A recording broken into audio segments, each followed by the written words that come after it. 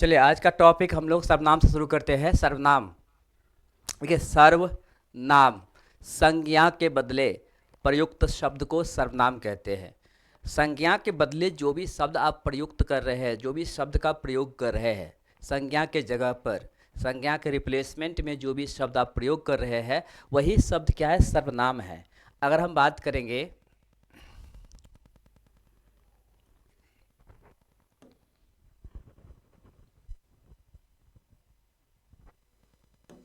जैसे मैं यहाँ पे कुछ लिख रहा हूँ, जैसे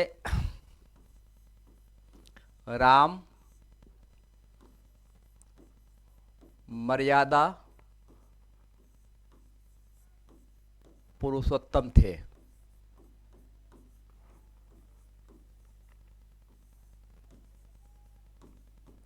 वे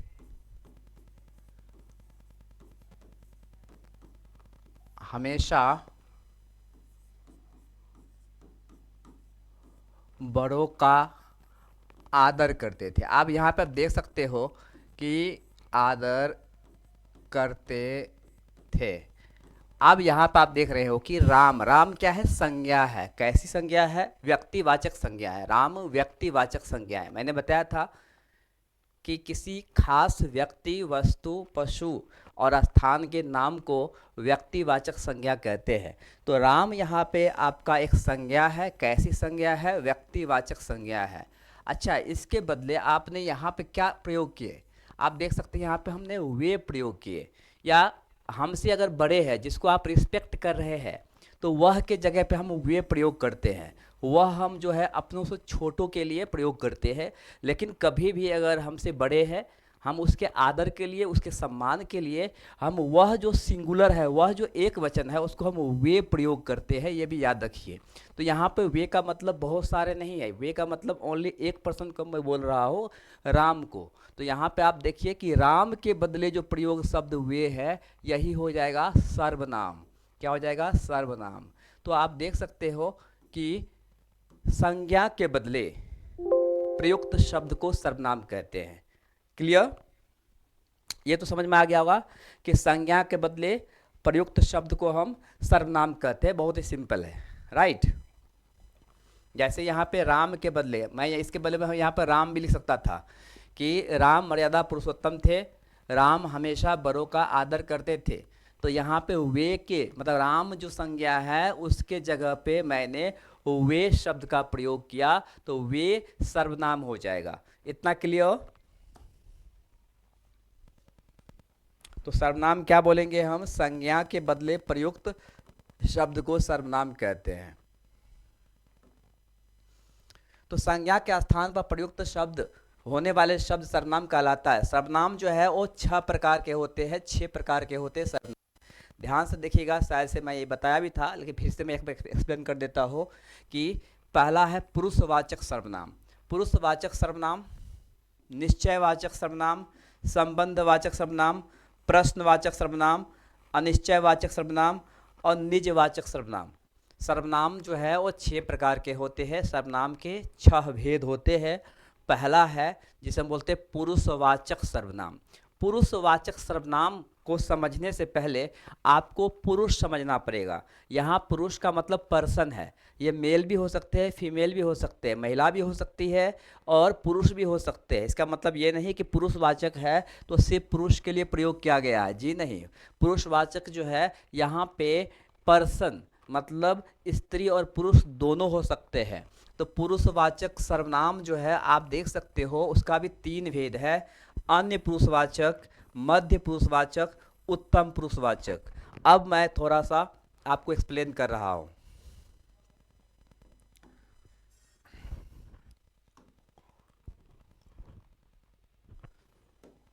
ध्यान से देखिएगा।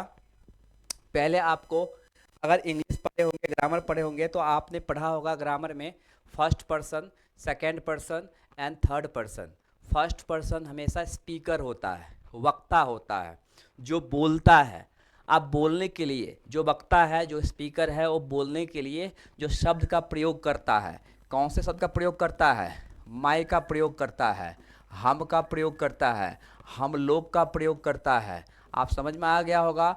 जो भी वक्ता होगा, जो स्पीकर है, जो बोलने वाला है, और वह खुद के लिए जो शब्द का प्रयोग किया गया है मैं, हम और हम लोग, ये एक्चुअली उत्तम पुरुषवाचक हो जाता है, उत्तम पुरुष हो जाता है। जो लिसनर है, जो श्रोता है, लिसनर है, जो मतलब जिससे आप बात कर रहे हैं, उनके लिए आप प्रयोग करते हैं कौन सा शब्द प्रयोग करते हैं? तू, तुम, आप लोग, तुम लोग, ये जितने भी शब्द आप प्रयोग कर रहे हैं, ये सब के सब क्या हो जाएगा? ये लिसनर के लिए प्रयोग करते हैं, श्रोता के लिए ऐसे शब्द का प्रयोग करते हैं आप, तो ये हो जाएगा आपका मध्य पुरुष या मध्यम पुरुष। ये क्या हो जाएगा? मध्य पुरुष या मध्यम पुरुष हो जाएगा। तो जो वक्ता है, जो स्पीकर है, जो बोल रहा है और खुद के लिए जो शब्द का प्रयोग कर रहा है, जैसे मैं, हम लोग, तो हो जाएगा उत्तम पुरुष। जो सुनने वाला है, श्रोता है, और उनके लिए जो शब्द प्रयोग कर रहे हैं आप, उसका नाम ना लेकर के उसके जगह पे आप तू, तुम, आप लोग, तुम लोग, ऐसे शब्द का जो प्रयोग कर रहे हैं, ये मध्यम पुरुष हो जाएगा। और तीसरा है अन्य पुरुष, मीन्स विषय, जिसके विषय में आप बात कर रहे हैं, जो वहाँ मौजूद नहीं है, वहाँ मौजूद नहीं है, लेकिन उनका नाम लिए बगैर उसके नाम के जगह पे जो शब्द प्रयोग कर रहे हैं, वो आपका अन्य पुरुष हो जाएगा। जैसे वह, यह, वे लोग। अब ये सब जो शब्द आप देख रहे हैं, जो कि एक विषय बन जाता है, क्या? जिस विषय में आप बात कर रहे हैं, एक विषय बन जाता है, एक सब्जेक्ट बन जाता है, तो हम उसे अन्य पुरुष बोलेंगे। एक मैं टेबल बता रहा हूँ, आपको टेबल में समझ में आ जाएगा। अब देखिए टेबल,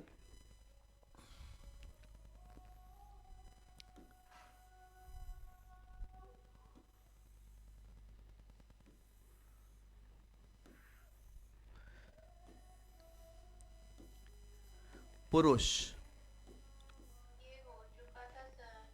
ये हो चुका था। हाँ, आप ये भी बता दीजिए प्रश्नवाचक सर्वनाम, संबंधवाचक मैं सर्वनाम। सर्वनाम पूरा हो गया था। अच्छा इतना ही है? नहीं नहीं, तीन बच रहा था। प्रश्नवाचक सर्वनाम हो चुका, संबंधवाचक सर्वनाम आगे। अच्छा चलिए एक काम करते हैं, फटाफट मैं इसको फिनिश कर देता हूँ। हाँ चल फटाफट फिनिश कर देता हूँ। एक काम करता हूँ, मैं ये चार्ट नहीं बना रहा हूँ, चलेगा ना?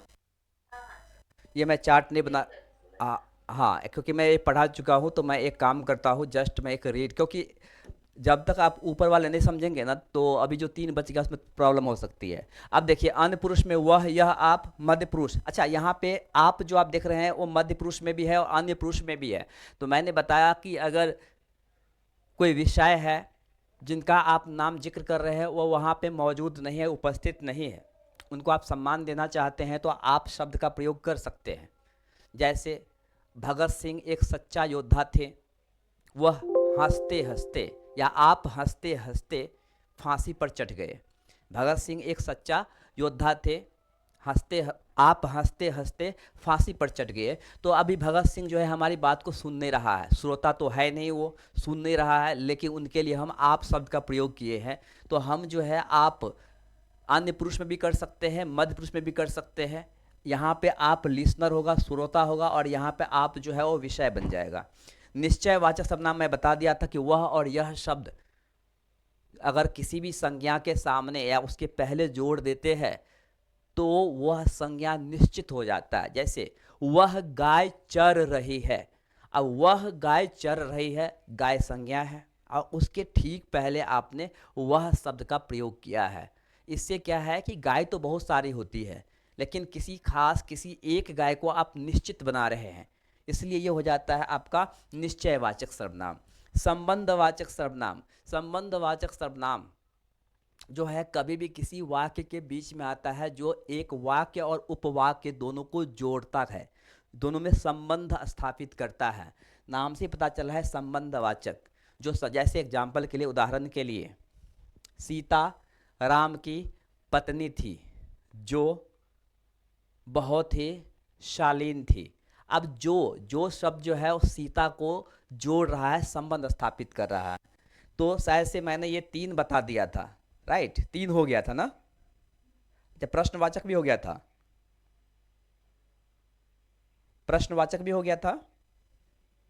चलिए, प्रश्नवाचक में क्या है कि कौन आ रहा है, कौन जा रहा है। तो अब देखिए क्या है कि किसी व्यक्ति के नाम के बदले मैंने कौन शब्द का प्रयोग किया है, तो कौन क्या हो जाएगा, प्रश्न हो जाएगा, तो प्रश्नवाचक हो जाएगा। तो ये सिंपल है। अब अनिश्चयवाचक सर्वनाम, अनिश्चयवाचक सर्वनाम मीन्स कोई संज्ञा है, जैसे कोई लड़का आया है। अब एक लड़का है, उसका नाम नहीं पता है, तो उसके नाम के जगह पे आप कोई शब्द का प्रयोग किए हैं, तो अनिश्चयवाचक सर्वनाम हो जाएगा। आप देख लीजिए, ये सब हो गया है ना, ये सब। Hello, Akshata and Neeraj. Yes sir. तो अगर ये हो गया, आई थिंक, तब ये 6 प्रकार का ही होता है सर्वनाम। तो मेरे ख्याल से ये पूरा हो गया है, हाँ। पूरा हो गया ना अनिश्चयवाचक सर्वनाम। मतलब मान लीजिए जो आपको नहीं पता है, कोई तो हमारी बात सुन रहा है। अब कौन है, कोई व्यक्ति है जिसके नाम के बदले में आपने कोई शब्द का प्रयोग किया। किसी को तो मालूम है, आप किसी को, आप अननोन है, आपको नहीं पता कि किसको, लेकिन किसी को तो मालूम है। अब ये किसी जो शब्द है वो क्या हो जाएगा, अनिश्चयवाचक सर्वनाम हो जाएगा। कुछ तो कुछ तो हो रहा है, कुछ तो गड़बड़ है। अब यहाँ पे कुछ शब्द जो है वो भी अनिश्चयवाचक है। निजवाचक जो है वो एक्चुअली जिसको हम बोलते हैं अंग्रेजी में, इंग्लिश में रिफ्लेक्सिव प्रोनाउन। रिफ्लेक्सिव प्रोनाउन जो खुद को, जिसके लिए आप प्रयोग कर रहे हैं, उसको रिफ्लेक्ट करता है, उसके निजता का बोध कराता है। जैसे मैं यह काम खुद से कर लूँगी।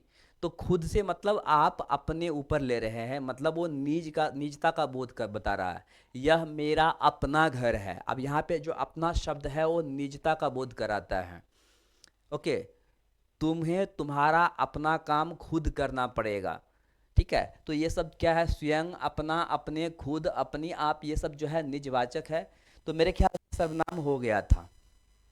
तो एक काम करते हैं, विशेषण से शुरू करते हैं, चलेगा? सर एक मेरा मिसिंग हो रहा है। क्या, बोलिए। एक प्रश्नवाचक है सर, ओके, संबंधवाचक है, ओके, नीचवाचक है, ओके। देन अनिश्चितवाचक है, फिर और दो कौन सा है? देखिए, पहला देखिए, फर्स्ट है पुरुषवाचक, पुरुषवाचक, हाँ। सेकंड है निश्चयवाचक, थर्ड है संबंधवाचक, फोर है प्रश्नवाचक, फाइव है अनिश्चयवाचक, और 6 नंबर पे है निजवाचक। देख लीजिए एक बार।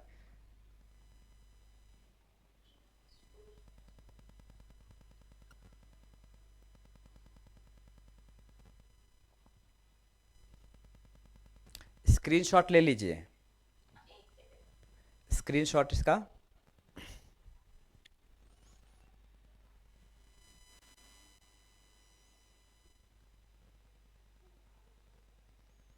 हो गया सर। ओके, तो मुझे ये अभी समझाना तो नहीं पड़ेगा ना, आप समझ गए ना? हाँ, यस। चलिए, तो हम एक काम करते हैं, ये हो चुका है, तो हम सर्वनाम तो हो गया है, हम विशेषण से शुरू करते हैं। आप देखिए, विशेषण जो है एक्चुअली क्या होता है, गुण होता है, विशेषता होता है। अब ये विशेषता जो है वो गुण में भी हो सकता है, अवगुण में भी हो सकता है, गुण अवगुण दोनों हो सकता है। एक मिनट, शायद से मैं सर्वनाम पढ़ाया था, लेकिन कारक पढ़ाया था। सर्वनाम में कारक, कर्ता ने कर्म को करण से, ये सब बताया था। कारक चिन्ह बता दिया था। नहीं नहीं नहीं, कारक चिन्ह अच्छा, एक सेकंड सर बताइए। एक बार चेक कर लीजिए तो।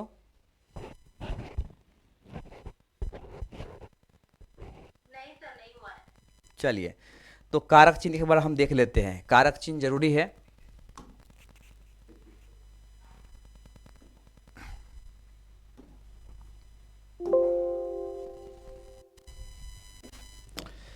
अब देखिए, जो क्रिया होता है, क्रिया जो भी करता है उसे हम कर्ता कहते हैं। क्रिया को करने वाले को ही कर्ता कहते हैं, और क्रिया का फल पाने वाले को हम कर्म कहते हैं।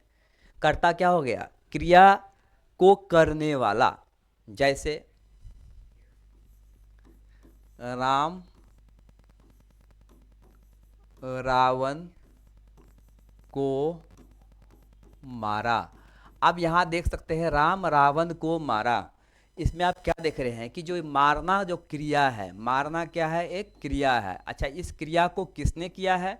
इस क्रिया को राम ने किया है, तो राम क्या हो जाएगा? कर्ता। तो क्रिया को करने वाला कर्ता होता है, याद रखिए। और क्रिया का फल पाने वाले हमेशा कर्म होता है। अब ये जो मारा, तो जो क्रिया जो है मारने का काम किया, उसका फल किसको मिला? रावण को। मीन्स रावण मर गया, तो रावण को क्रिया का फल मिला, क्रिया का परिणाम मिला, रिजल्ट मिला। तो इसे हम क्या बोलेंगे? कर्म बोलेंगे। ये याद रखिए हमेशा, क्रिया को करने वाला हमेशा कर्ता होता है, और क्रिया का फल, क्रिया का परिणाम पाने वाले को हम कर्म कहते हैं। अच्छा, इसको हम सिंबल से, विभक्ति से, कर्ता का जो विभक्ति है, कर्ता का जो चिन्ह है, उसे हम कैसे इसको पहचानेंगे?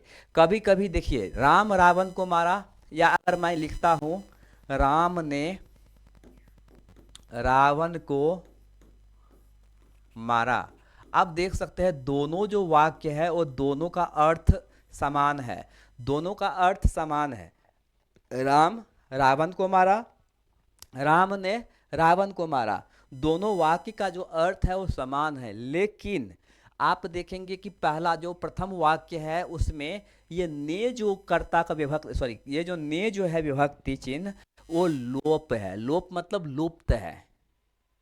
प्रथम वाक्य में ने जो शब्द है वो नहीं है, दूसरे वाक्य में ने शब्द है। तो कभी कभी कर्ता, ये जो कारक का चिन्ह है वो लुप्त रहता है, इसलिए आपको वाक्य से समझना पड़ेगा कि वो क्या है। क्लियर? मैं फिर से रिपीट कर देता हूँ, कभी कभी वाक्य में कारक का चिन्ह नहीं रहता है, लेकिन आपको समझना पड़ेगा। तो यहाँ पे ने जो है कारक का चिन्ह है जो लुप्त है। तो अभी हम देखते हैं कि कारक जो है वो 8 प्रकार के होते हैं। एक तो होता है कर्ता कारक। क्या होता है? कर्ता कारक, कर्म कारक, कर्ण कारक या करण कारक, संप्रदान कारक,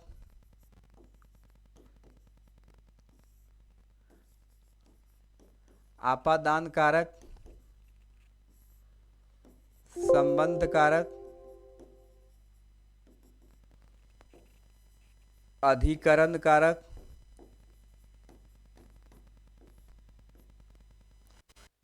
एंड संबोधन कारक।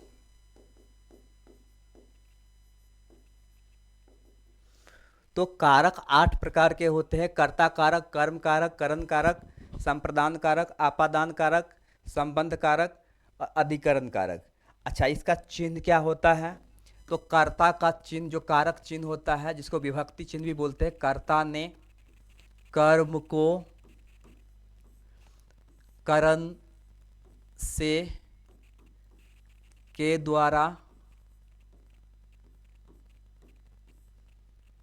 संप्रदान के लिए,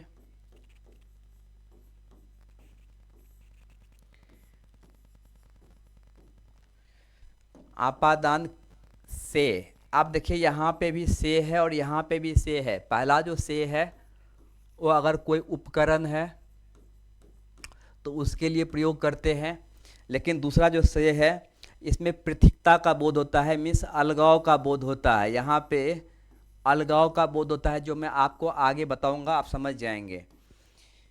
संबंध का, के, की,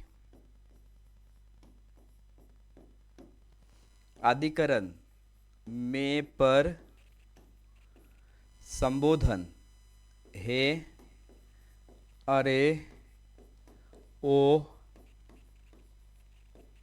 समझ रहे हैं ना? तो ये क्या है? कारक का चिन्ह है। एक लिख लीजिए आप, या स्क्रीनशॉट ले लीजिए।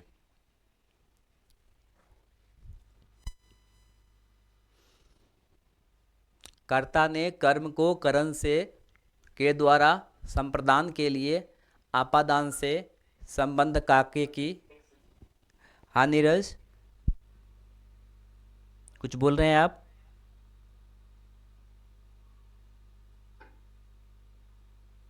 Hello Akshata? Yes sir. Okay, note down कर लिए? चलिए अब हम देखते हैं, थोड़ा ध्यान से देखिएगा। मैं एक सेंटेंस लिखूंगा, आप समझ जाएंगे।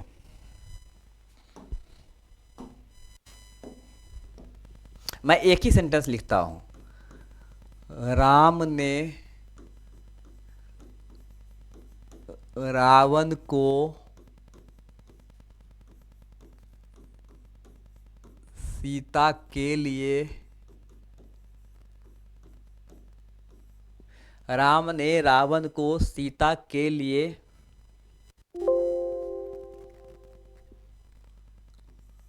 वाण से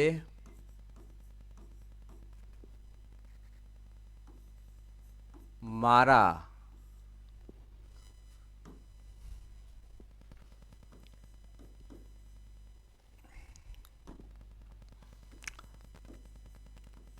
रावण का सिर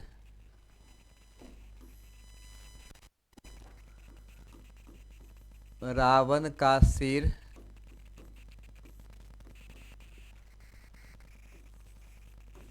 धड़ से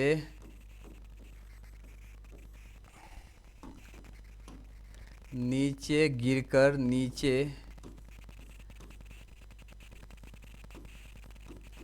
जमीन पर गिरा।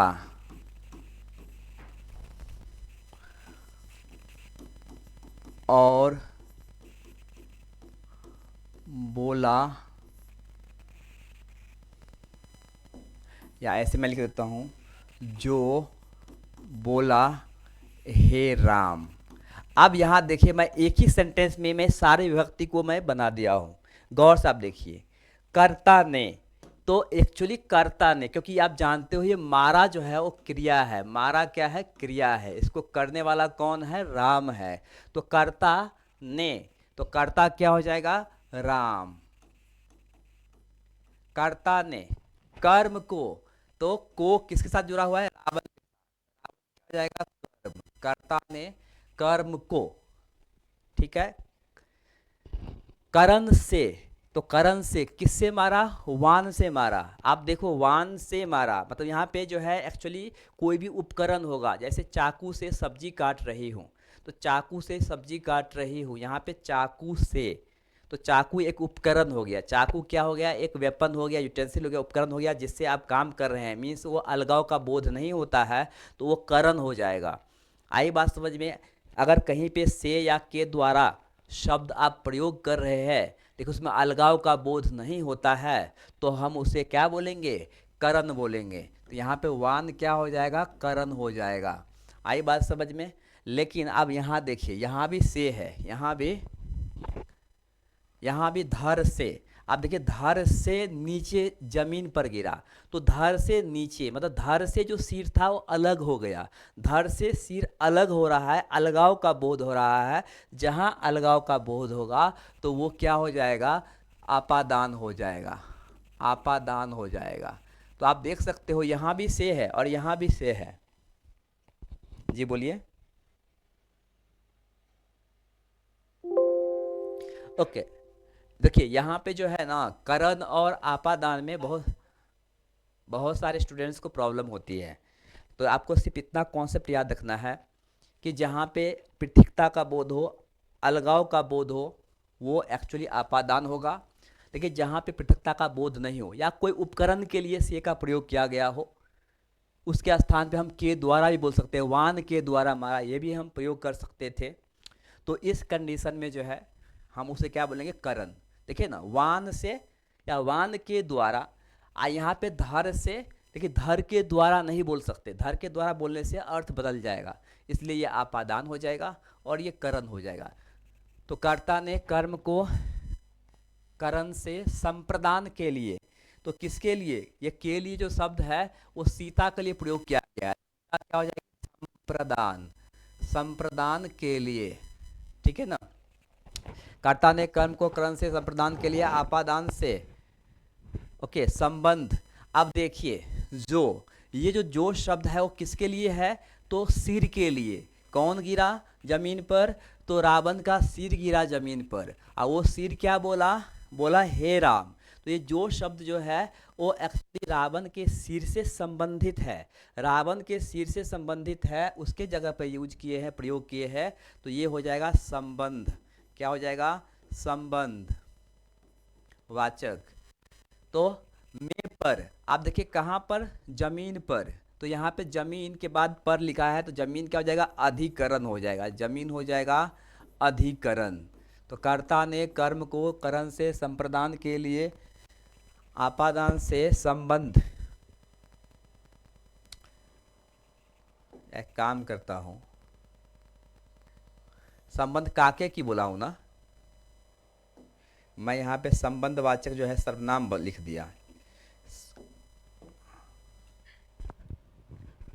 अच्छा चलिए, रावण का सिर, यहाँ पे देखिए रावण और सिर के बीच में संबंध है, यहीं पे आ गया, छोड़िए हटाइए। रावण का सिर, तो रावण और सिर के बीच में संबंध हो रहा है, मतलब यहाँ का जो रावण है वो रावण क्या हो जाएगा? यहाँ का जो रावण है वो संबंध हो जाएगा, संबंध हो जाएगा। अब बात हो रहा है संबोधन, तो हे राम, यहाँ हो जाएगा संबोधन।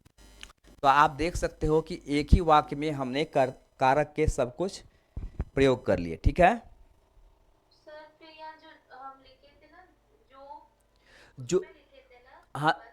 अच्छा जो है ना, एक्चुअली जो हो सकता है, लेकिन वो मैंने संबंधवाचक सर्वनाम लिख दिया था, सर्वनाम ने हम यहाँ पे कारक कर रहे हैं। तो संबंधवाचक जो कारक है काके की होता है, क्या होता है? काके की, राइट।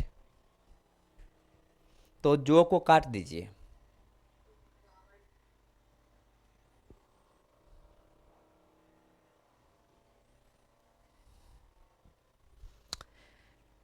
ये समझ गए? चलिए, अच्छा अगर आप ये समझ गए तो मैं यहाँ पे एक चीज लिख रहा हूँ, देखिए। जैसे कर्ता, कर्म, करण, संप्रदान।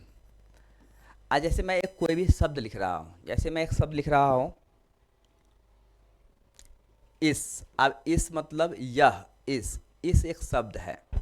अब देखो ना, कर्ता के लिए हम, सॉरी, कर्ता के लिए हम क्या बोल सकते हैं? इस ने, कर्म के लिए इस को, करण के लिए इस से। एक मिनट मैं तो इसको चालू कर रहा हूँ, थोड़ा लाइट चली गई है।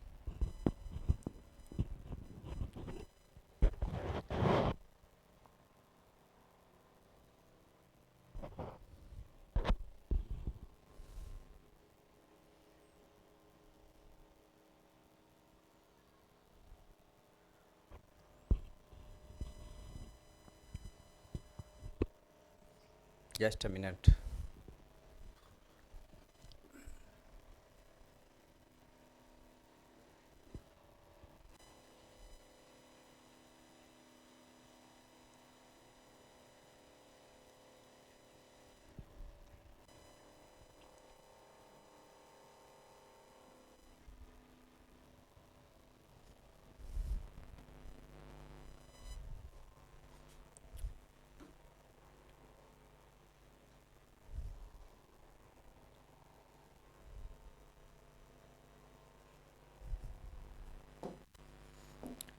जैसे मैं लिखा था कर्ता, कर्म, करण, संप्रदान,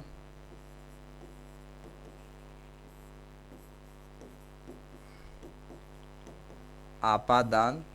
अब मान लीजिए मैं एक सर्वनाम ले रहा हूँ, माय। अब माय क्या है? सर्वनाम है, उत्तम पुरुषवाचक सर्वनाम है। अब कर्ता में क्या होगा? माय को मैं बोल रहा हूँ मुझ,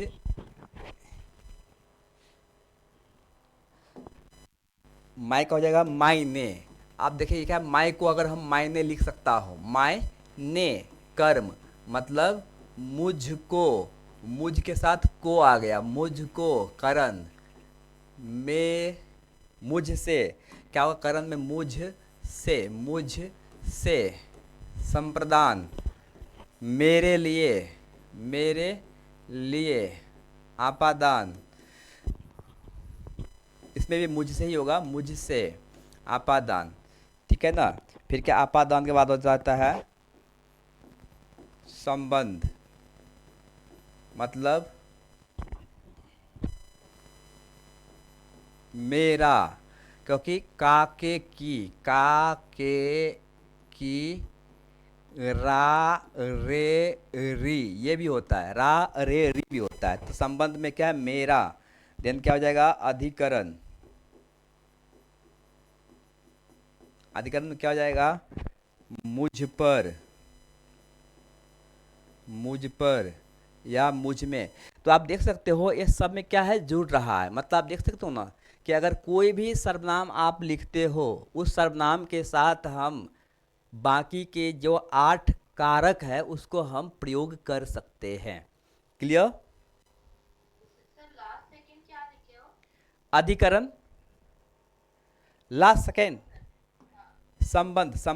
संबंधवाचक।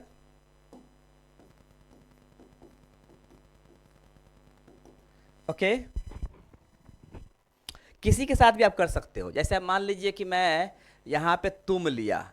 अब तुम क्या है, एक सर्वनाम है, तो हम क्या बोलेंगे, तुमने, तुमको, तुझसे, तेरे लिए। आई बात समझ में। तो अभी हाँ, ये क्या है कि हम सब में कारक जो विभक्ति है, कारक जो चिन्ह है, हम सब सर्वनाम के साथ प्रयोग कर सकते हैं। क्लियर। तो यही था जो मैं आपको बता रहा था। सर एक मिनट मैं नोट कर लूं। एक मिनट मैं आपको दे रहा हूँ, आप नोट कर लीजिए, जस्ट अ मिनट।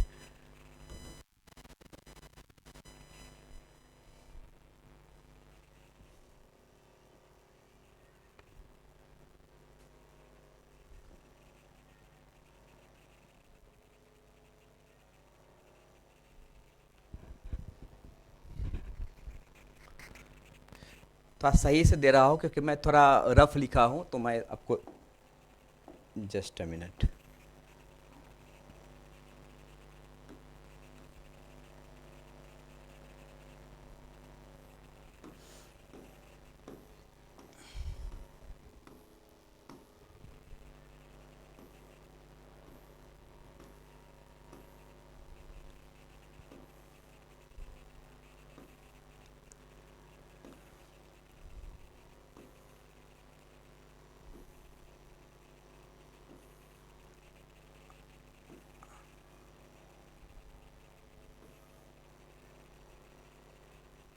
अब देखिए,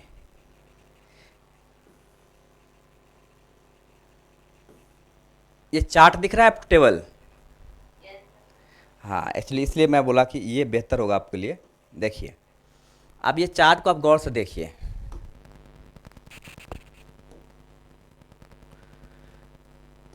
यहाँ पे आप क्या देख रहे हैं, जो कर्ता है। अब एक वचन में वह या उसने, बहुवचन में वे, उन्होंने। आपने क्या देखा कि ने शब्द जुड़ गया, कर्ता में ने जुड़ गया। कर्म आप देखिए, जैसे अब कर्म में हम एक वचन में उससे लेते हैं, आप देखिए उसमें को जुड़ गया, बहुवचन में भी को जुड़ गया। आई बात समझ में। करण लेते हैं, अब करण में जैसे क्या है उस, आप देखिए क्या है, करण में से जुड़ गया, दिख रहा है ना, या उसके द्वारा, करण में के द्वारा भी होता है, तो उसके के द्वारा भी जुड़ गया। अब देखिए बहुवचन में भी क्या, उनसे से जुड़ गया, के द्वारा जुड़ गया। संप्रदान, आप देखिए के लिए जुड़ गया, दिख रहा है ना, के लिए जुड़ गया। आपादान में भी से जुड़ गया, ठीक है, कि यहाँ पर अलग होने का भाव है।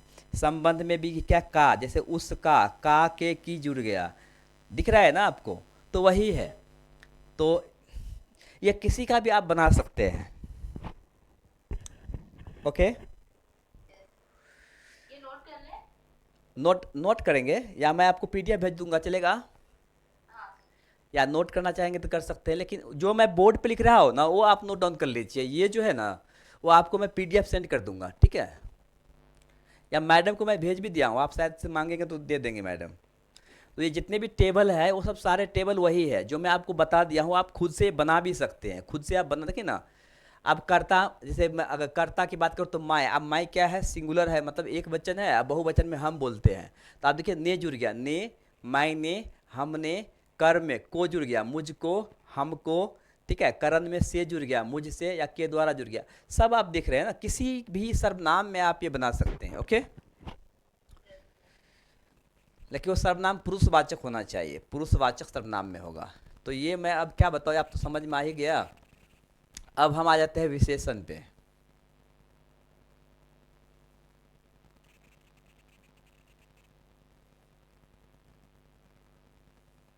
अच्छा, विशेषण के पहले मैं क्रिया बता दूं, क्रिया नहीं हुआ है, क्रिया बता दूं कि विशेषण बता दूं? चलिए क्रिया या विशेषण ही बता देता हूँ यार, चलिए क्रिया ही कर लेते हैं, हटाइए।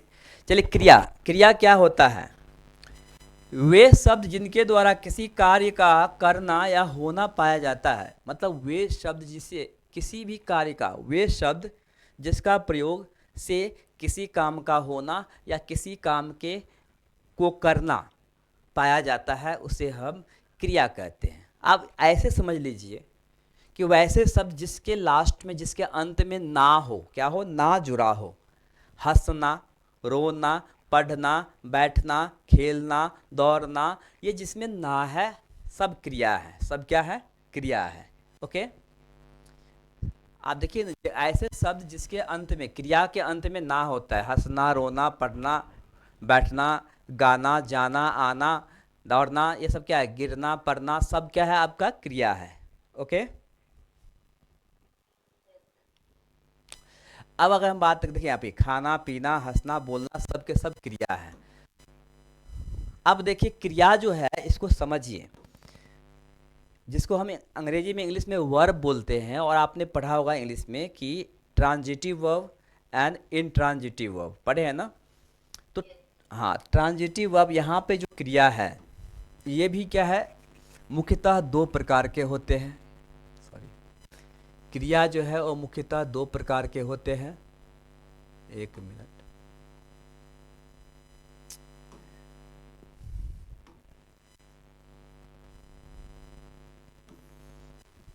क्या नीरज जा रहा है आ रहा है, उसका प्रॉब्लम हो रहा है क्या कुछ? देखिए क्रिया जो है वो दो प्रकार के हैं। एक होता है जिसे हम बोलते हैं सकर्मक क्रिया, दूसरा है जिसे हम बोलते हैं अकर्मक क्रिया।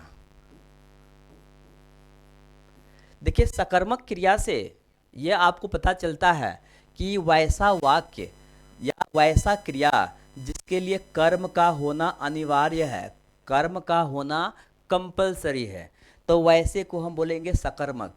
या वैसा क्रिया जिसमें कर्म का होना आवश्यक नहीं हो, कर्म का होना ज़रूरी नहीं हो, तो हम उसे अकर्मक बोलेंगे।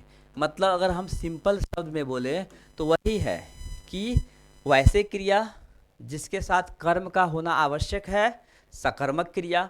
वैसे क्रिया जिसके साथ कर्म का होना आवश्यक नहीं है, अकर्मक क्रिया। आई बात समझ में? तो सकर्मक मतलब होना ही चाहिए। अब जरा सोचिए कि फिर हम कैसे समझेंगे कि कौन से क्रिया के साथ कर्म होना चाहिए और कौन से क्रिया के साथ कर्म नहीं होना चाहिए। प्रश्न यहाँ पा जाता है कि फिर हम कैसे समझेंगे कि किसके साथ कर्म होना चाहिए, किसके साथ कर्म नहीं होना चाहिए। अब ऐसा आता है तो आप एक प्रश्न पूछिए। प्रश्न अगर होता है क्या से, जैसे उदाहरण के लिए अगर क्या से प्रश्न पूछने पर उसका उत्तर संतोषप्रद उत्तर मिल जाए, सेटिस्फैक्ट्री आंसर मिल जाए, तो समझ लीजिए सकर्मक क्रिया है। एक एग्जाम्पल दे रहा हूं, मैं यहां लिख रहा हूं राम पढ़ता है। अब एक वाक्य है राम पढ़ता है, अब मैं दूसरे में लिख रहा हूं पक्षी उड़ता है। अब ध्यान दीजिए, दो वाक्य मैंने लिखा हूं, राम पढ़ता है, पक्षी उड़ता है। पढ़ना भी क्रिया है, पढ़ना क्या है, पढ़ना भी, ये पढ़ना जो है वो भी क्रिया है, और उड़ना भी क्रिया है। पढ़ना भी क्रिया है, उड़ना भी क्रिया है। अब जरा सोचिए, राम पढ़ता है, प्रश्न आप कर सकती है क्या पढ़ता है, राम क्या पढ़ता है? प्रश्न करेंगे, आपको उत्तर मिल जाएगा।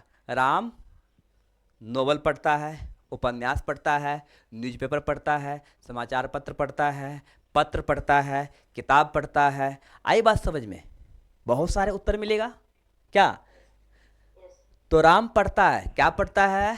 राम किताब पढ़ता है। उत्तर मिल गया, संतोषप्रद उत्तर मिल गया। मतलब ये जो पढ़ना है, ये पढ़ना है, ये क्या हो जाएगा? सकर्मक क्रिया। क्या हो जाएगा? ये समझ गए? अब देखिए उड़ना, अब ये कैसा है? पक्षी उड़ता है। अब यहां पे प्रश्न करके पक्षी क्या उड़ता है, ये प्रश्न सही है? पक्षी क्या उड़ता है? आपको उत्तर मिलेगा पक्षी क्या उड़ता का सही उत्तर मिलेगा, आंसर मिलेगा? नहीं मिलेगा। ठीक है, तो पक्षी उड़ता है, तो यहां से हमें आंसर मिल ही नहीं रहा है और सही से प्रश्न भी नहीं हो रहा है। हम बोले पक्षी क्या उड़ता है, ये हम ये बोल सकते हैं जरूर कि क्या उड़ता है, तो वो तो अलग, क्या जो है वहां पर क्या बोलेंगे वो तो सर्वनाम हो जाएगा। लेकिन मैं यहाँ बोल रहा हूँ कि पक्षी क्या उड़ता है, प्रश्न नहीं बन रहा है या संतोषप्रद हमें उत्तर नहीं मिल रहा है, तो यहाँ पे उड़ना क्या हो जाएगा? अकर्मक क्रिया। मतलब इसके साथ उड़ना जो क्रिया है उसके साथ कर्म का होना जरूरी नहीं है। आई बात समझ में?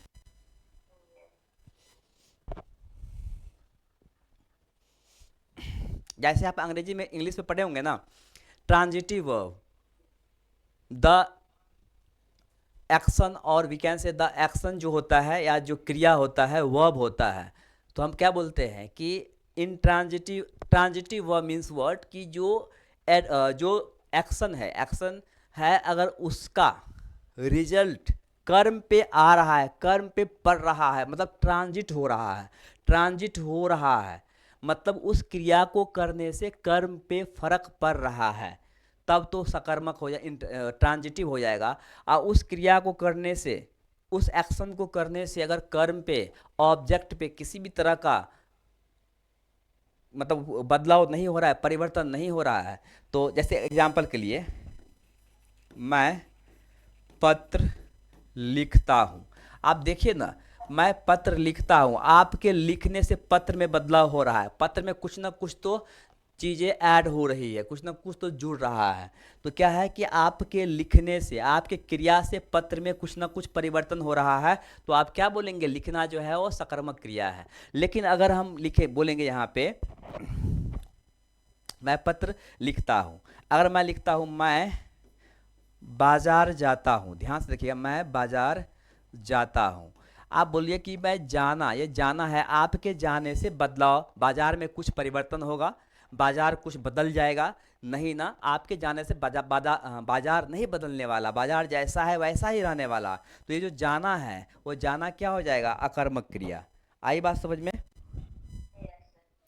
हाँ, तो क्रिया से अगर कर्म पे फर्क पड़े, क्रिया से कर्म पे फर्क पड़े तो सकर्मक क्रिया, क्रिया से कर्म पे ना फर्क पड़े, मतलब आवश्यक भी ना हो और ना फर्क पड़े, तो अकर्मक क्रिया। बहुत ही सिंपल सी कॉन्सेप्ट है, तो आप मेरे ख्याल से समझ में आ गया होगा, राइट? अब जो ये सकर्मक क्रिया है, सकर्मक क्रिया है,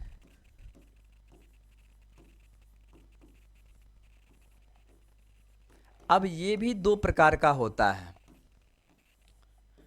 सकर्मक क्रिया भी दो प्रकार का होता है, जिसे हम बोलते हैं एक तो एक कर्मक क्रिया, एक कर्मक क्रिया, दूसरा होता है द्विकर्मक क्रिया।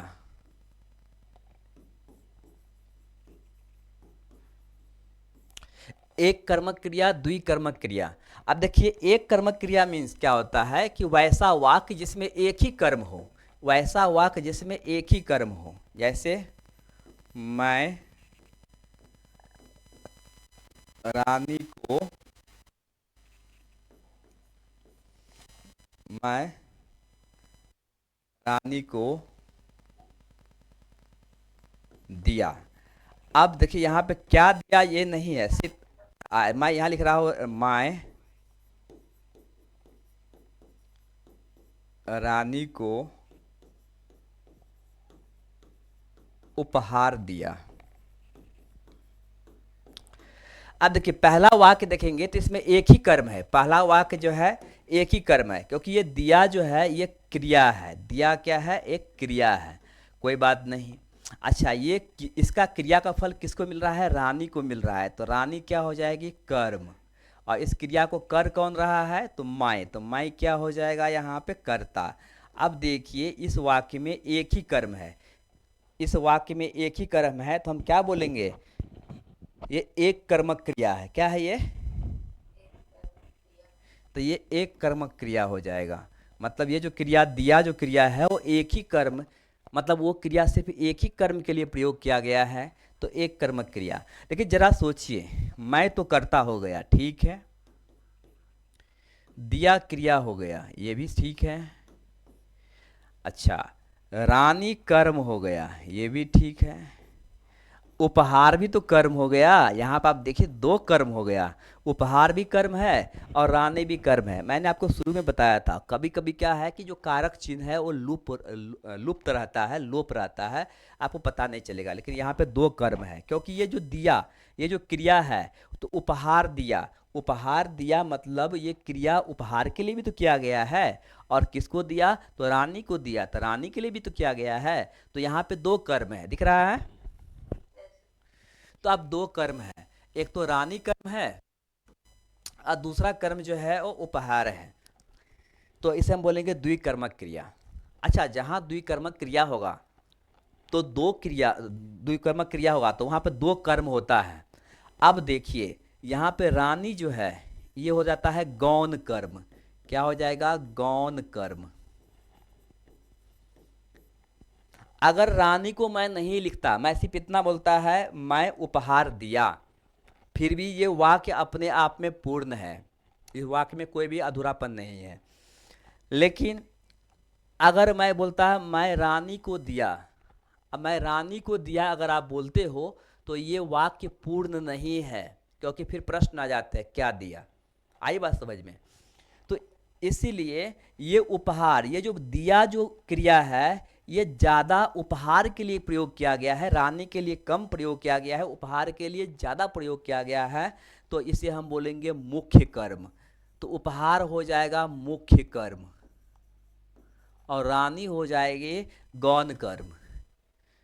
अच्छा, आप ऐसे भी समझ लीजिए, अगर आपको इसमें प्रॉब्लम हो तो आप ऐसे समझिए कि जो प्राणीवाचक है, मतलब जो जिसमें जान हो, जो सजीव है, प्राणीवाचक है, सजीव है, तो जो सजीव है मतलब लिविंग थिंग है, प्राणीवाचक है, वो क्या होता है? गौण कर्म होता है। और जो अप्राणीवाचक है मतलब निर्जीव है, अगर निर्जीव है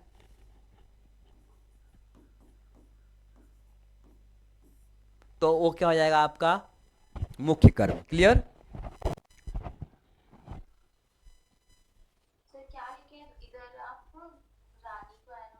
अगर किसी वाक्य में दो कर्म है, अगर वो सजीव है तो गौण कर्म, प्राणी, कौन? गौण, गौण, गौण, ठीक है। और अगर निर्जीव है तो मुख्य कर्म।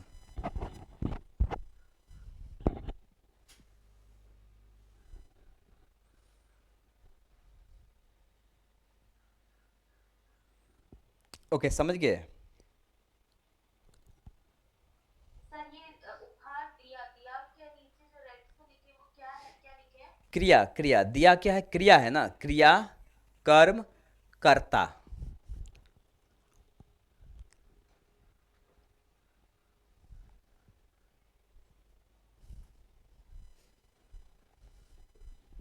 ओके,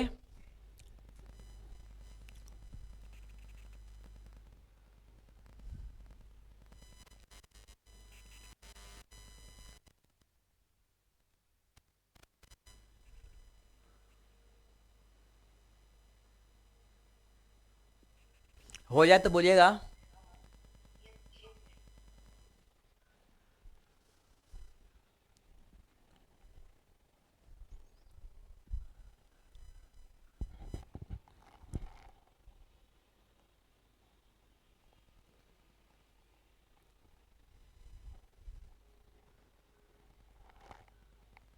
हो गया। ओके,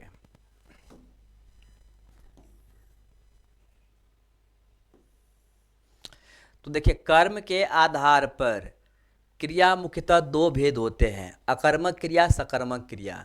अकर्मक क्रिया वे क्रिया जिनको करने के लिए कर्म की आवश्यकता नहीं होती है, अकर्मक क्रिया कहलाती है। जैसे पक्षी उड़ता है, बच्चा रोता है, राधा नाचती है, हवा चलती है।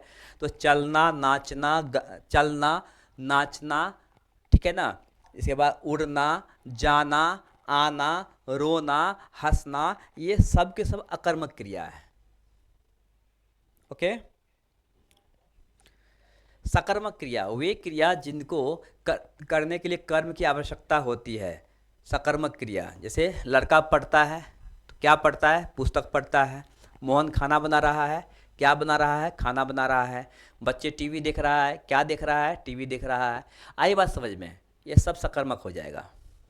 ओके। जिन वाक्यों में क्रिया करने के लिए कर्म की आवश्यकता होती है, जैसे खाना बनाने के लिए खाने की आवश्यकता है, पढ़ने के लिए किताब की आवश्यकता है, जिन वाक्यों में क्या, किसको आदि से प्रश्न करने पे संतोषजनक उत्तर मिल जाए, वे क्रियाएं सकर्मक होती है तथा उत्तर उस क्रिया का कर्म होता है, जो मैं आपको अभी बताया। इसमें भी दो होता है, एक कर्मक क्रिया, एक कर्म। ऐसे जो है एक कर्म होता है। जैसे महेश ने फल खरीदे, तो महेश ने फल खरीदे, यहाँ पे क्या है, एक ही जो है कर्म है। यहाँ पे फल क्या है, कर्म है। फल जो है एक ही कर्म है। आई बात समझ में, महेश ने फल खरीदे, तो यहाँ पे एक ही कर्म है, तो एक कर्म क्रिया हो जाएगा खरीदना। तो मेरे ख्याल से ये समझ में आ गया, राइट। देखिए दूसरा ये भी देख लीजिए, यहाँ पे दिया है कि सीना ने रीना को पुस्तक दी। तो यहाँ पे दो कर्म है, रीना भी कर्म है और पुस्तक भी कर्म है। तो सीना ने रीना को पुस्तक दी, दो कर्म है। अब रीना क्या है, सजीव है, प्राणीवाचक है, लिविंग थिंग है, तो क्या हो जाएगा, गौण कर्म। पुस्तक क्या है, नॉन लिविंग थिंग है, निर्जीव चीज़ है, तो क्या हो जाएगा, मुख्य कर्म। तो ये मैं आपको बता दिया। अब देखिए, प्रयोग तथा संरचना के आधार पर क्रिया निम्नलिखित भेद है। पहले हम देखते हैं सामान्य क्रिया। ध्यान दीजिए, प्रयोग और संरचना के आधार पे सामान्य क्रिया, सामान्यतः जो क्रिया का हम प्रयोग करते हैं, जैसे आप देखिए ये किसी भी काल में हो सकता है, भूतकाल, भविष्यकाल या वर्तमान काल, किसी भी काल में हो सकता है। जैसे लड़का पढ़ता है, तो सामान्य क्रिया, पढ़ना क्या है, सामान्य क्रिया हो गया। लड़का पढ़ता है, लड़का जाता है, लड़का पढ़ा है, लड़का पढ़ लिखा है, ये जितने भी आप देख रहे हैं सब के सब क्या है, आपका सामान्य क्रिया है। बोल चाल में जो क्रिया का हम प्रयोग करते हो सामान्य क्रिया हो जाता है। ठीक है, समझ रहे हैं। लेकिन अब एक ऐसा क्रिया है जो भूतकाल में, पास्ट टाइम में, भूतकाल में पूर्णतः हो चुका है, उसे हम क्या बोलेंगे, पूर्वकालिक क्रिया। जब किसी वाक्य में दो क्रियाएं प्रयुक्त हो तो तथा उनमें एक क्रिया दूसरी क्रिया से पहले संपन्न हुई है, तो संपन्न होने वाली क्रिया पूर्वकालिक क्रिया कहलाती है। चलिए मैं कुछ उदाहरण दे रहा हूं।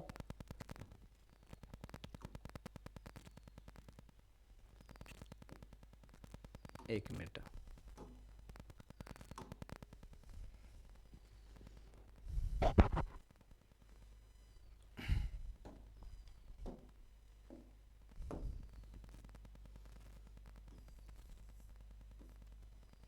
मैं लिख रहा हूं, पुलिस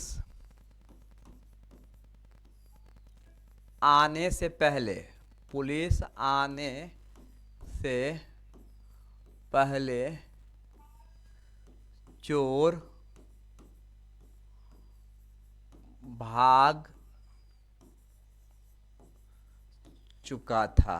अब देखिए ये वाक्य में दो क्रिया है। पुलिस आने से पहले, तो पुलिस का आना भी क्रिया है, आना भी क्रिया है। और चोर भाग चुके थे, तो भागना भी क्रिया है, भागना भी क्रिया है। अब देखिए इस वाक्य में दो क्रिया हुआ है, तो इस दो क्रिया में कौन सा क्रिया पहले हुआ है, चोर को भागने का क्रिया या पुलिस को आने का क्रिया, कौन सा क्रिया पहले हुआ है, बताइए।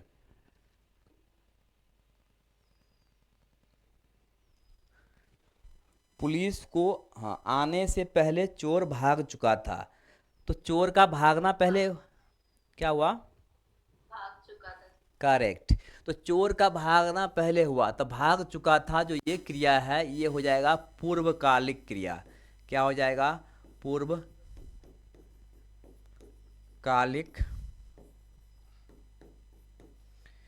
क्रिया।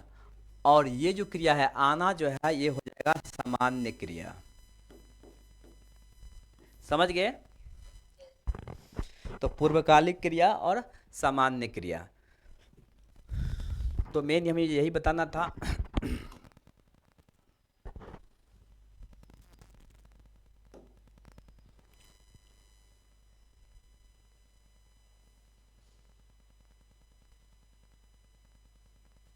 अब देखिए यहाँ पे एक है प्रेरणार्थक क्रिया। प्रेरणार्थक क्रिया क्या होता है कि वैसी क्रिया जिसमें आज्ञा, आदेश, ठीक है ना, आज्ञा, आदेश, ऑर्डर, कमांड, ये सब का अगर बोध हो तो क्या है? प्रेरणार्थक हो जाएगा। वो क्या हो जाएगा? प्रेरणार्थक हो जाएगा। ओके, देखिए वे क्रिया हैं जिन्हें कर्ता स्वयं न करके दूसरों से को क्रिया करने के लिए प्रेरित करता है। कर्ता खुद नहीं करता है, किसी और से वो काम करवाता है, किसी और से करने के लिए कहता है, वो खुद नहीं करता है। जैसे, या आप ऐसे समझिए, वैसे क्रिया जिसके अंत में वाना हो। क्या हो? वाना जुड़ा हो। वाना, सिर्फ ना नहीं। अगर सिर्फ ना जुड़ा होगा तो सामान्य क्रिया, लेकिन ना के पहले वाना भी जुड़ा होगा तो प्रेरणार्थक क्रिया। अब उदाहरण के लिए, जैसे मैं लिखता हूँ करना। करना क्या है? सामान्य क्रिया। लेकिन मैं लिखता हूँ करवाना। करवाना, अब करवाना से क्या है? किसी और से काम करवाएगा। तो आई बात समझ में, जिसमें वाना हो। ठीक है, प्रेरणार्थक क्रिया। ओके। कविता सविता से पत्र पढ़वाती है। पढ़वाना, पढ़वाती है। कविता खुद काम न करके सविता से करवा रही है, तो इसे हम क्या बोलेंगे? प्रेरणार्थक क्रिया। क्लियर? अब देखिए, एक है सजातीय क्रिया। सजातीय क्रिया का मतलब होता है, धातु आप सुने होंगे, धातु पढ़े होंगे। धातु में अगर हम कोई भी उपसर्ग या प्रत्यय जोड़ते हैं तो एक नए शब्द का निर्माण होता है। अब यहाँ पे है कि अगर क्रिया और संज्ञा दोनों एक ही धातु से बना हो तो उसे हम सजातीय क्रिया कहते हैं। जैसे अब एग्जाम्पल के लिए, रानी को गाना गाना है। अब रानी को गाना गाना है, जरा सोचिए, यहाँ पे गाना दो बार आ गया है। गाना यहाँ भी है, गाना यहाँ भी है। तो रानी को गाना गाना है। अब ये गाना जो है इंग्लिश में इसको हम बोलते हैं सॉन्ग। क्या बोलते हैं? सॉन्ग। और ये गाना है जिसको इंग्लिश में बोलते हैं सिंग। तो आपको समझ में आ गया, ये जो गाना है, पहला वाला जो गाना है, ये हो जाएगा आपका संज्ञा। क्या हो जाएगा? संज्ञा हो जाएगा। लेकिन ये जो गाना है ये आपका हो जाएगा क्रिया। क्या हो जाएगा? ये क्रिया हो गया। मतलब दोनों क्या है? एक ही तरह का है। मतलब एक ही धातु से संज्ञा भी बना है और एक ही धातु से क्रिया भी बना है। तो हम ऐसे क्रिया को बोलते हैं सजातीय क्रिया। समझ गए?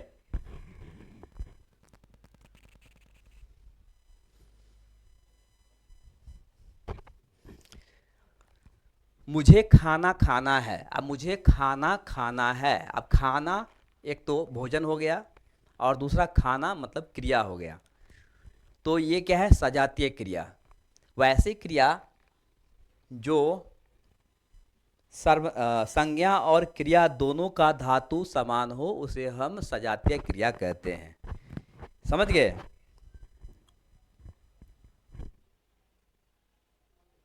हेलो? हाँ, समझ गए? देखिए, जैसे हमने खाना खाया। अब हमने खाना खाया, अब ये खाया भी क्या है? क्रिया है। लेकिन ये खाना जो है वो क्या है? संज्ञा हो गया। तो सजातीय क्रिया। अब आपने देखा कि संरचना और प्रयोग के आधार पे 4 प्रकार की क्रिया होती है, जो मैं आपको अभी बताया। पहला बताया आपको जो सामान्य क्रिया है, सामान्य क्रिया है। दूसरा बताया आपको पूर्वकालिक क्रिया है, पूर्वकालिक क्रिया। तीसरा मैंने बताया आपको प्रेरणार्थक क्रिया, और चौथा अभी बताया आपको सजातीय क्रिया। कर्म के आधार पे, कर्म के आधार पे दो क्रिया होता है, सकर्मक क्रिया एंड अकर्मक क्रिया। तो ये तो आप समझ गए। अब देखिए हम बात करें काल।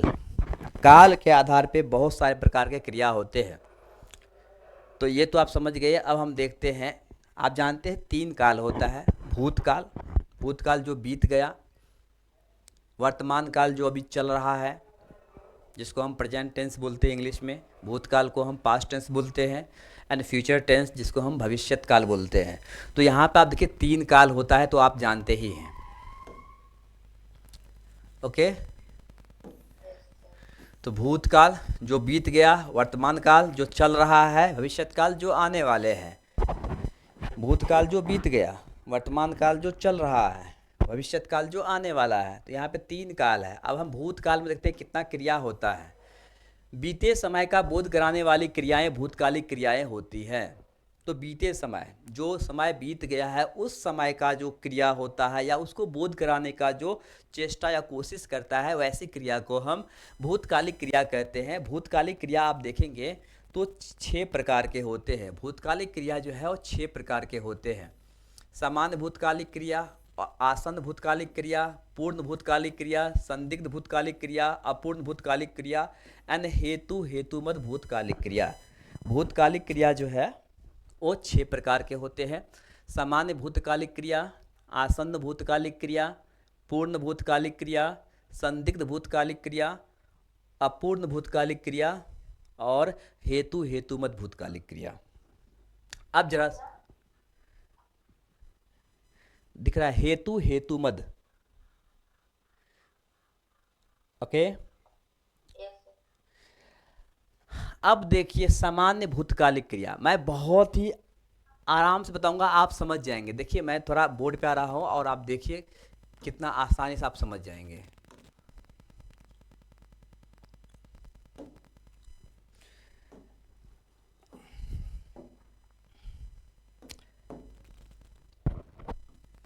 मैं पुस्तक पढ़ा।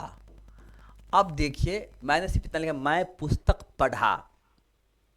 पढ़ा, इससे आपको मालूम पड़ रहा है कि ठीक है, पुस्तक पढ़ा मतलब ये हो गया है, मतलब ये भूतकाल में हुआ है, पास्ट टाइम में पढ़ा है तो पढ़ा। लेकिन इससे आपको एक चीज़ पता नहीं चल रहा है। क्या नहीं पता चल रहा है इसमें?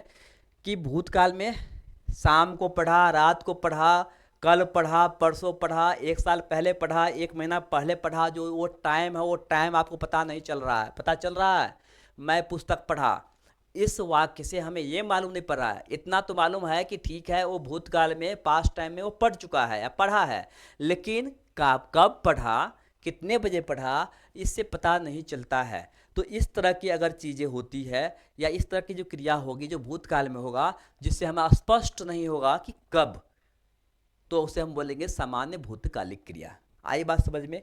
या अगर दिक्कत हो तो इतना समझ लीजिए कि भूतकालिक क्रिया है लेकिन क्रिया के बाद कोई भी शब्द नहीं है। मैं वहाँ गया, हमने मूवी देखी, मैंने खाना खाई। आप देखिए खाई, देखी, गया, पढ़ा, इसके बाद कोई भी शब्द नहीं है, तो हम बोलेंगे ये सब सारी क्रिया जो है वो सामान्य भूतकालिक क्रिया है। समझ गए? तो पढ़ा, देखा, गया, ये जितने भी है जिसके बाद से कोई शब्द नहीं है, ये सब के सब क्या है? सामान्य भूतकालिक क्रिया है।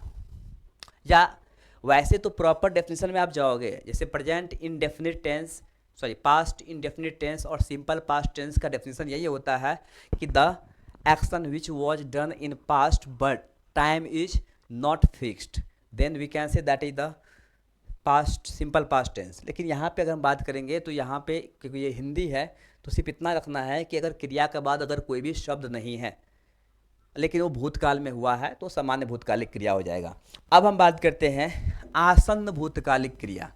आसन्न भूतकालिक क्रिया, देखो भूतकाल में वो काम हुआ है, भूतकाल में वो क्रिया हो चुका है, लेकिन उसका प्रभाव अभी वर्तमान तक मौजूद है। मैं फिर से रिपीट कर रहा हूँ, वो क्रिया भूतकाल में हुआ है लेकिन उसका जो प्रभाव है, इन्फ्लुएंस है, उसका इफेक्ट है, वो अभी वर्तमान समय तक है। तो ऐसी क्रिया को हम क्या बोलेंगे? ऐसी क्रिया को हम बोलेंगे आसन्न भूतकालिक क्रिया। आई बात समझ में? इसको हालांकि इंग्लिश में जो है इसको प्रेजेंट परफेक्ट टेंस बोलते हैं, इंग्लिश में इसको प्रेजेंट टेंस में रखा गया है, प्रेजेंट परफेक्ट टेंस, लेकिन हिंदी में जो है इसको भूतकालिक क्रिया ही है। जैसे एग्जाम्पल के लिए, मैं पुस्तक पढ़ा हूँ।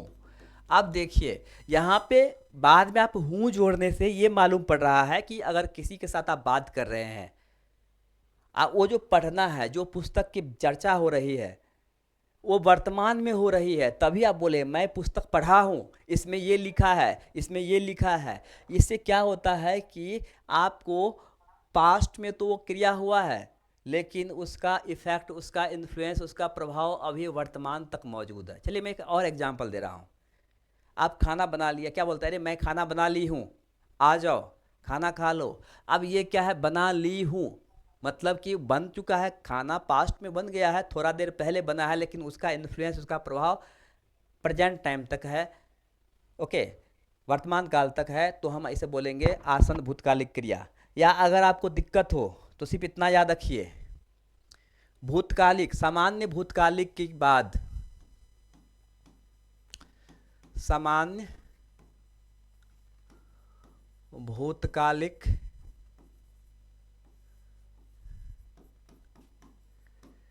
क्रिया के बाद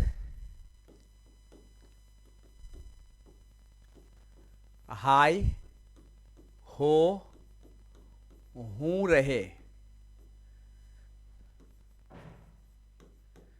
तो आसन्न भूतकालिक क्रिया हो जाएगा।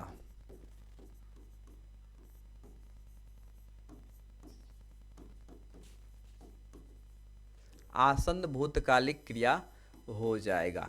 अब देखिए, आपने क्या देखा? मैं पुस्तक पढ़ा, ये सामान्य भूतकाल, लेकिन मैं पुस्तक पढ़ा हूं, इसके बाद हूं जुड़ गया तो क्या हो जाएगा? आसन्न भूतकालिक क्रिया। समझ गए? हाँ, तो सामान्य भूतकालिक क्रिया के बाद अगर हाय, हो, हूं रहे तो वो आसन्न भूतकालिक क्रिया हो जाएगा। बहुत आसान है, ठीक है?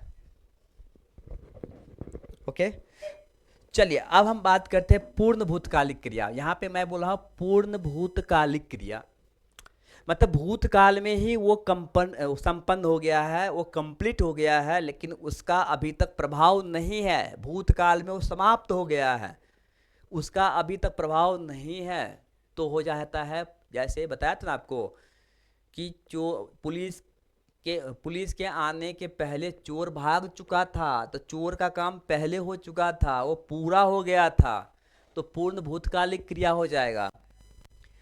तो पूर्ण भूतकालिक क्रिया, या हम सिंपल शब्द में बोले कि सामान्य भूतकालिक क्रिया के बाद था, थे, थी, रहे तो ये हो जाएगा पूर्ण भूतकालिक क्रिया।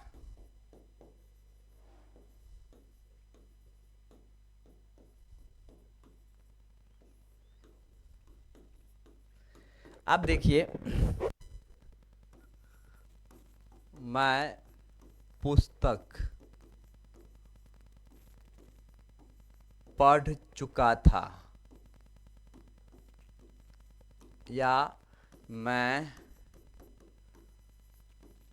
पुस्तक पढ़ा था।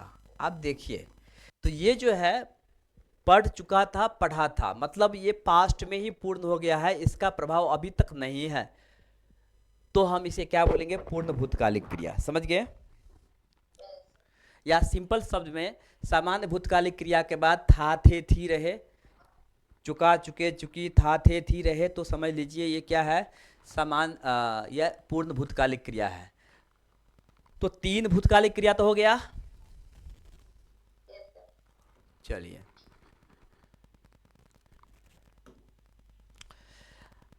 तो सामान्य हो गया, आसन्न हो गया, पूर्ण भूतकालिक क्रिया हो गया। अब होता है संदिग्ध भूतकालिक क्रिया। ध्यान से देखिएगा, संदिग्ध भूतकालिक क्रिया। अब संदिग्ध भूतकालिक क्रिया ये भूतकाल में ही, मतलब ये पास्ट टाइम में ही हो गया है, लेकिन आप अभी तक कंफर्म नहीं है, आप अभी तक निश्चित नहीं है कि सच में हुआ है कि नहीं हुआ है। आप अभी डाउट में है, अभी आपका डाउटफुल में है कि ये हुआ भी हो सकता है और नहीं भी। तो अगर आप डाउट में है, आपको संदेह है कि पता नहीं हुआ है कि नहीं हुआ है, लेकिन पास्ट में हो जाना चाहिए, तो संदिग्ध। जैसे एक उदाहरण के लिए,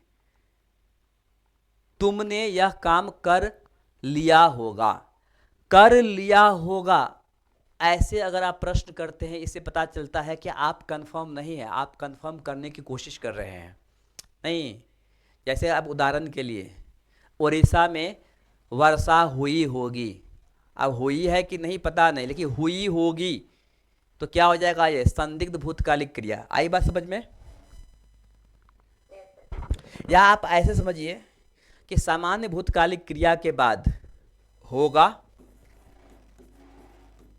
होगी या होंगे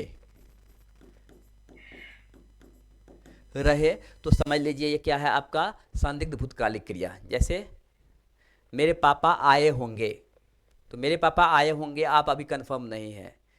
ओके, कल, हाँ, कल शिक्षक यह चैप्टर पढ़ा दिए होंगे। तो आई बात समझिए, सब क्या जितने भी है सब क्या हो जाएगा, संदिग्ध भूतकालिक क्रिया। क्लियर? तो ये कितना आसान है। अब है अपूर्ण भूतकालिक क्रिया।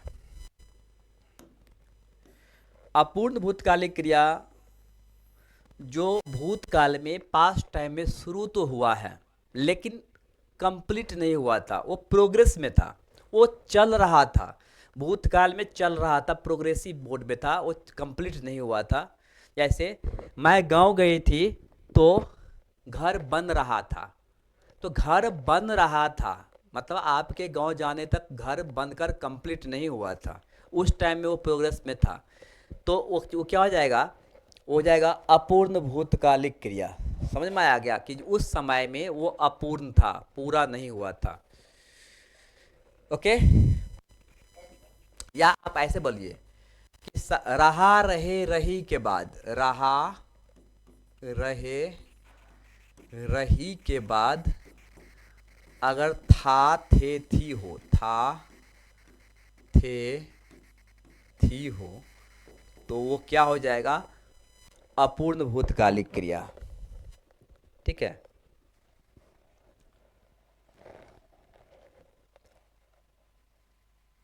ओके, जैसे मोहन किताब पढ़ रहा था, मम्मी खाना बना रही थी, पापा टीवी देख रहे थे, तो ये क्या है, रहा रहे रही के बाद था थे थी, तो क्या हो जाएगा, अपूर्ण भूतकालिक क्रिया।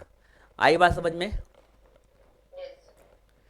चलिए, ये तो समझ गए। अब एक है हेतु हेतु मद भूतकालिक क्रिया।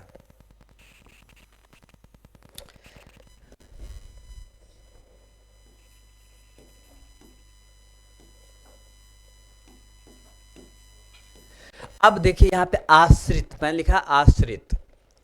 आश्रित क्या है कि अगर भूतकाल में, पास्ट टाइम में, अगर एक क्रिया दूसरे क्रिया पे निर्भर हो, एक क्रिया दूसरे क्रिया पे निर्भर हो, तब हम बोलेंगे उसको हेतु हेतु मद भूतकालिक क्रिया।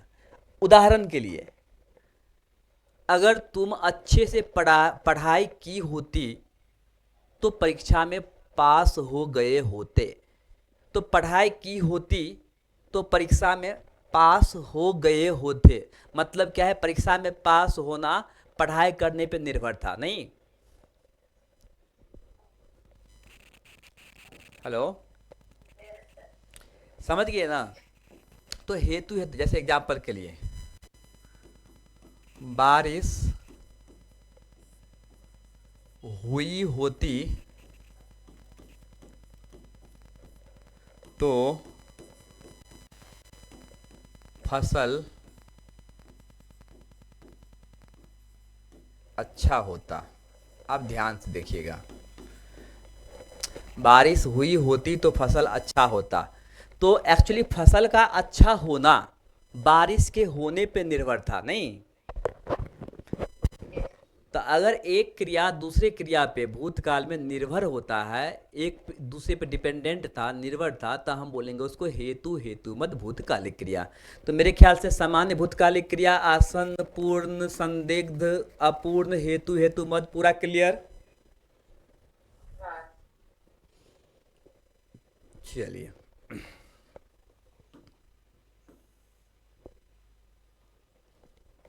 ये मैं पूरा बता दिया हूँ, जो बताया वही लिखा है। ठीक है ना? हेतु हेतु भूतकाल बीते समय में एक क्रिया का होना जब बीते समय की दूसरी क्रिया पर आश्रित हो, तो वही है जो मैं बता दिया हूँ। चलिए, अब आते हैं हम वर्तमान काल। वर्तमान काल के जो क्रिया है, भूतकालिक क्रिया जो है वो 6 है, और वर्तमान कालिक क्रिया 5 है। देखिए 5 भेद होते वर्तमान काल, जो चल रहा है, प्रेजेंट टाइम, प्रेजेंट टेंस।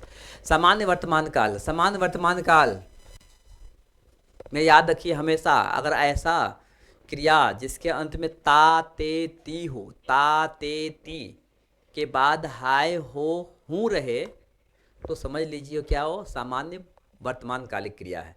जैसे मैं पढ़ता हूँ, मैं जाता हूँ, मैं रोता हूँ, वह उठती है, वह गाती है, ठीक है ना?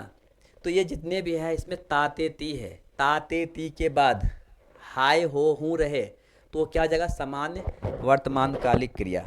आई बात समझ में? Yes sir. जिसको हम बोलते हैं सिंपल प्रेजेंट टेंस और प्रेजेंट इंडेफिनिट टेंस। इसमें भी टाइम का बोल, जैसे एग्जांपल के लिए मैं पढ़ता हूँ, अब यहाँ पे टाइम नहीं पता चल रहा है कि मैं पढ़ता हूँ, कब पढ़ता हूँ, रात को पढ़ता हूँ, सुबह में पढ़ता हूँ, दिन में पढ़ता हूँ, 2 बजे पढ़ता हूँ। तो ये क्या, इसलिए बोलते हैं प्रेजेंट इंडेफिनिट टेंस, टाइम नहीं रहता। अब हम बात करते हैं यहाँ पे सामान्य वर्तमान काल क्रिया, तो समझ में आ गया। अपूर्ण वर्तमान कालिक क्रिया, जैसा मैंने बताया कि सामान्य वर्तमान कालिक क्रिया में ता ते है हो हूँ रहे। अब देखो यहाँ पे क्या है, अपूर्ण वर्तमान कालिक क्रिया में रहा रहे रही के बाद हाय हो हूँ रहे। अब जैसे मैं गा रहा हूँ, मैं जा रहा हूँ, वह पढ़ रही है, मम्मी सो रही है, पापा जा रहे हैं, ये जितने भी रहा रहे रही है, तो रहा रहे रही के बाद अगर हाय हो हूँ है, मतलब अपूर्ण वर्तमान कालिक क्रिया, मतलब वर्तमान काल में चल रहा है लेकिन पूर्ण नहीं हुआ है, कंप्लीट नहीं हुआ है। आई बात समझ में? अगर यही रहा के बाद अगर था होता, रहा था रही थी तो फिर अपूर्ण भूतकालिक क्रिया, कि था थे थी नहीं, यहाँ पे हाय हो हूँ है। चलिए, अब है संदिग्ध भूतकालिक क्रिया, सही, संदिग्ध वर्तमान कालिक क्रिया। वर्तमान काल में भी संदिग्ध होता है, जैसे कि बच्चे सो रहे होंगे, मम्मी खाना बना रही होगी। तो अब यहाँ पे देखिए रहा रहे रही के बाद उसमें क्या बताया था, संदिग्ध भूतकालिक क्रिया में क्या था कि सामान्य भूतकालिक क्रिया के बाद अगर होगा होंगे होगी रहे, तब तो संदिग्ध भूतकालिक क्रिया होगा। लेकिन संदिग्ध वर्तमान कालिक क्रिया में क्या है कि रहा रहे रही के बाद होगा होगी होंगे, तब इसे हम बोलेंगे संदिग्ध भूतकालिक क्रिया। जैसे हाँ, जैसे बच्चे अभी सो रहा होगा, मम्मी अभी मार्केट गई होगी, नहीं मार्केट जा रही होगी। आई बात समझ में? तो रहा रहे रही के बाद अगर होगा होंगे होगी रहेगा तो क्या बोलेंगे, संदिग्ध वर्तमान कालिक क्रिया। ठीक है, आसान है, समझ गए ना? चलिए, संदिग्ध वर्तमान कालिक क्रिया भी हो गया। रहा, ठीक है, रहा होगा, रही होगी, रहे होंगे। संभाव्य वर्तमान कालिक क्रिया, देखिए संभाव्य का मतलब होता है पॉसिबिलिटी, संभावना। ये क्या है, पॉसिबिलिटी है, संभावना की बात कर रहे हैं। और जहाँ पे संभावना होता है वहाँ पे हम कौन सा शब्द यूज करते हैं? शायद, संभवतः, संभवतः, लगता है, हो सकता है। ये जितने भी शब्द का प्रयोग करते हो ये सके सब संभावना व्यक्त कर रहे हैं, ठीक है ना, कि शायद वह अभी स्कूल में होंगे, शायद वह अभी स्कूल में होंगे, जैसे शायद आ रहा है, लगता है कि कोई हमारी बात सुन रहा है, आप संभावना व्यक्त कर रहे हैं, ठीक है ना। संभवतः अभी वर्षा हो रही है। आई बात समझ में? तो अगर ऐसे शब्द हो तो ये क्या हो जाएगा? संभाव्य वर्तमान कालिक क्रिया। ओके,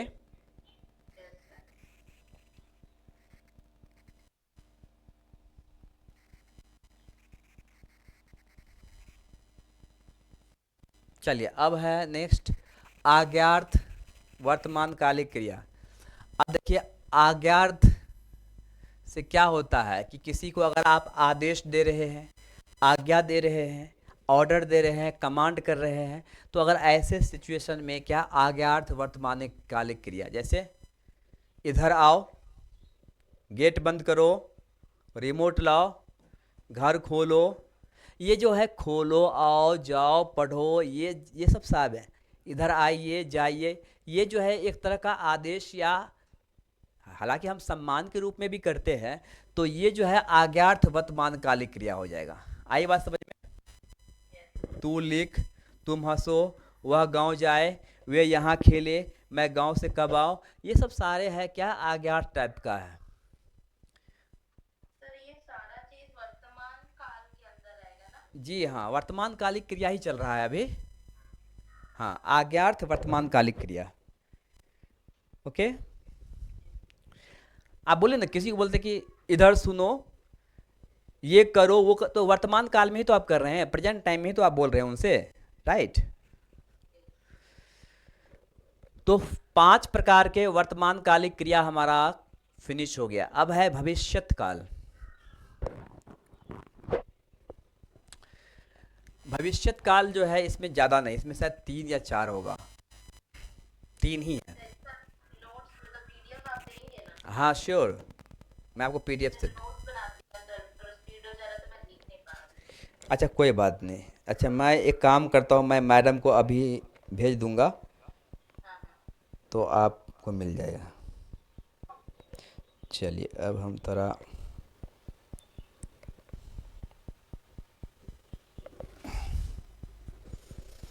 तो भविष्यत काल, इसके 3 भविष्यत काल तो आप जानते ही है, फ्यूचर टेंस मतलब आने वाले समय में जो कुछ होगा। इसके 3 मुख्यतः 3 भेद है। देखिए अगर हम बात करें भूतकालिक क्रिया, भूतकाल में 6 भेद था। भूतकाल में कितना था? 6। वर्तमान काल 5 और भविष्यत काल में 3। तो पहले है सामान्य भविष्यत काल, आज्ञार्थ भविष्यत काल, संभाव्य भविष्यत काल। एक और होगा, इसमें नहीं दिया है, एक और हम बोल सकते हैं हेतु हेतुमद, हेतु हेतुमद भविष्यत काल।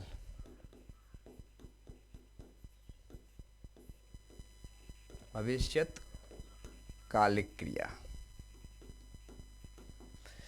ओके, इसमें 3 दिया है, एक और हो सकता है। चलिए हम देखते हैं पहले सामान्य भूतकालिक क्रिया, सॉरी भविष्यतकालिक क्रिया।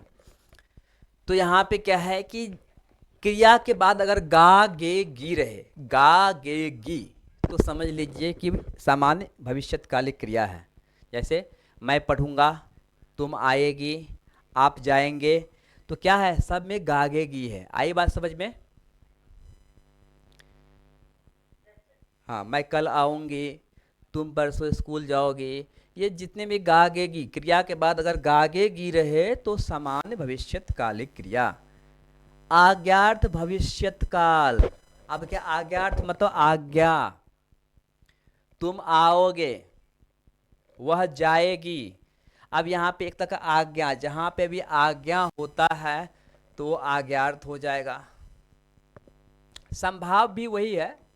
संभाव में मतलब कि भविष्य काल में जो है आप संभावना व्यक्त कर रहे हैं। शायद मैं कल स्कूल जाऊंगी। ओके, शायद मैं कल स्कूल जाऊंगी। संभवतः अगले महीने मेरी ट्रिप गोवा की होगी। तो ये सब क्या है, मतलब कि संभावना व्यक्त कर रहे हैं फ्यूचर टाइम के लिए। तो क्या हो जाएगा, संभाव्य भविष्यकालिक क्रिया। ओके, तीनों समझ गए। अच्छा, अब एक है अभी बताया मतलब हेतु हेतु मद भविष्यकालिक क्रिया। जहां पे भी हेतु हेतु मद आए समझ लीजिए वो डिपेंडेंट हो जाता है, मतलब one verb dependent on the other verb, एक क्रिया दूसरे क्रिया पे निर्भर हो जाता है। अब हम यहाँ बात करें भविष्यत काल की, तो ये भविष्य काल में निर्भर हो जाएगा। उदाहरण के लिए कि अच्छे से पढ़ाई करोगे तो परीक्षा में जरूर सफल होंगे।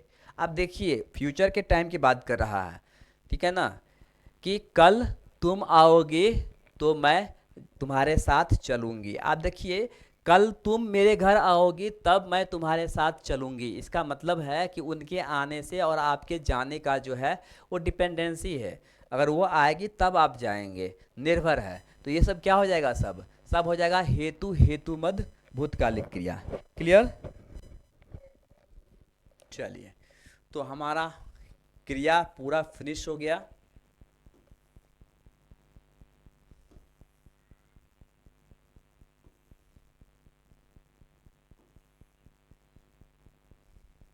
अच्छा, दे दिया है हेतु हेतु मत भविष्य काल हो गया, ठीक है। जो परिश्रम करेगा वह सफल होगा। तो सफल होना परिश्रम करने पे निर्भर है फ्यूचर टाइम में। जैसा कार्य करेंगे वैसा फल मिलेगा। ये सब क्या है, सब हेतु हेतु मत भविष्य काल क्रिया।